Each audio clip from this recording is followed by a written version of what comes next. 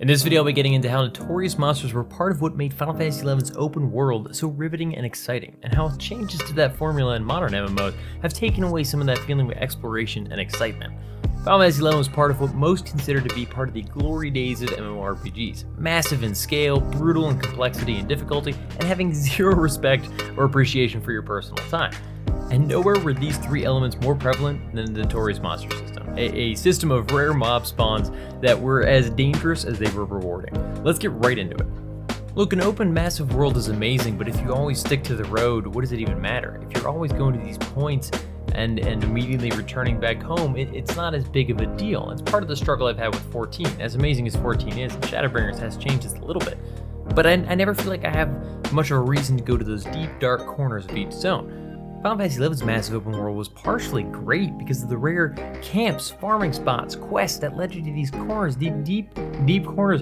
Hayden just finished the Apocalypse quest and had never been to where it took him in Gustavert. It was crazy. He's like, I've never been here. This is amazing. He's played the game for like 16 years.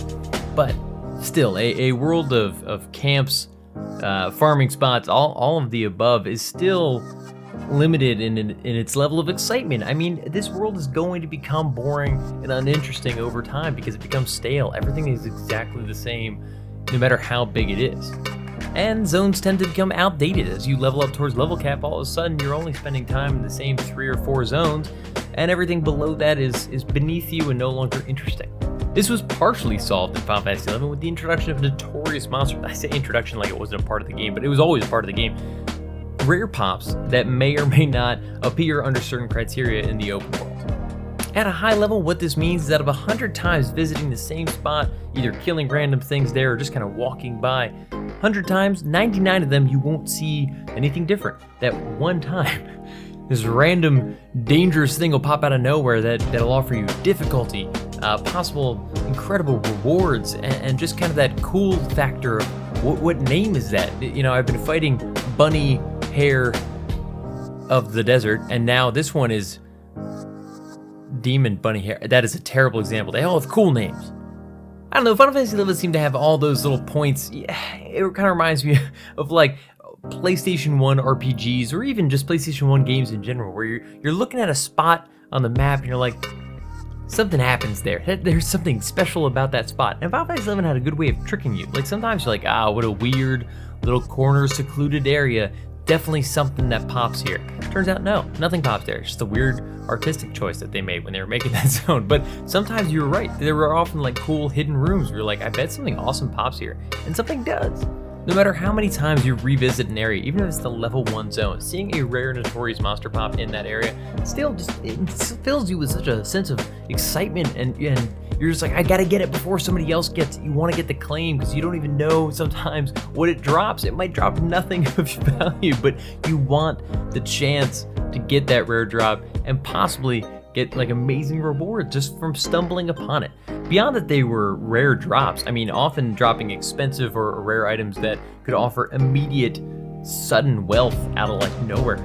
Or maybe like a unique approach to a job that you hadn't leveled or weren't even sure you were going to level, or you were leveling and all of a sudden this changes how you can approach that job.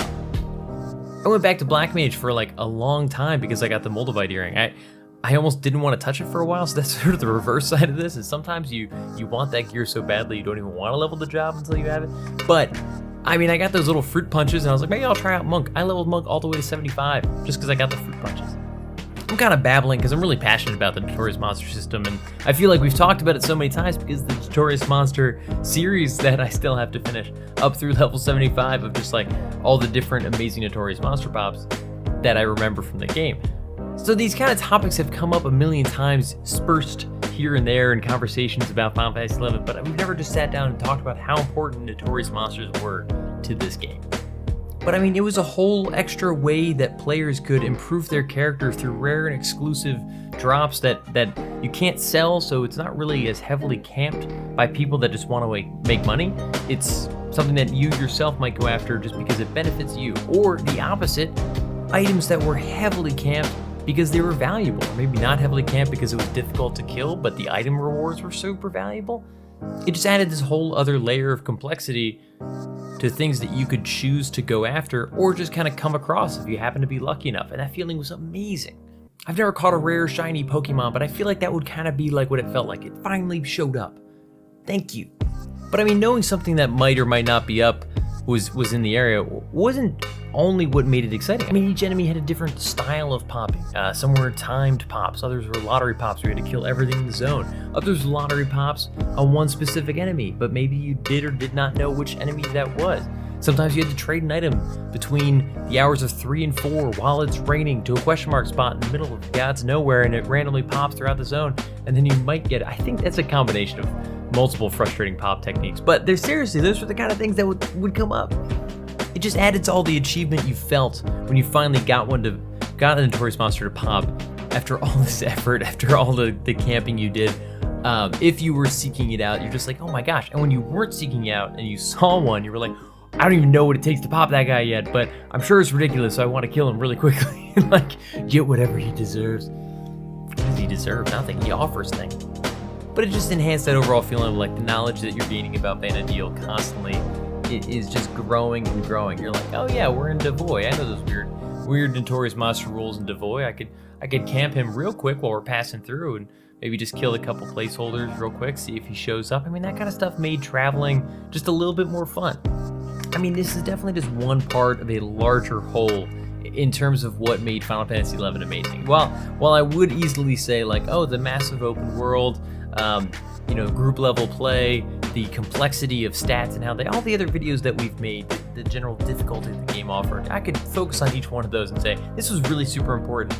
The Notorious Monsters I still think are super, but it's one part of this larger whole. It was the final piece that pulled everything together for me.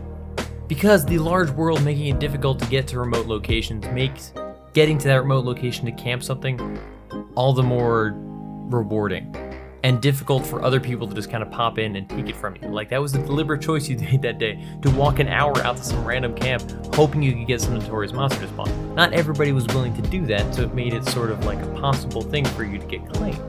Healthy economy makes some items worth hunting down. I mean, if the economy didn't even matter, if it was more like a 14 style where it's mostly aesthetic choice that money helps you with, you're not going to spend hours and hours and hours and hours hunting down a specific enemy unless you just really want that aesthetic armor.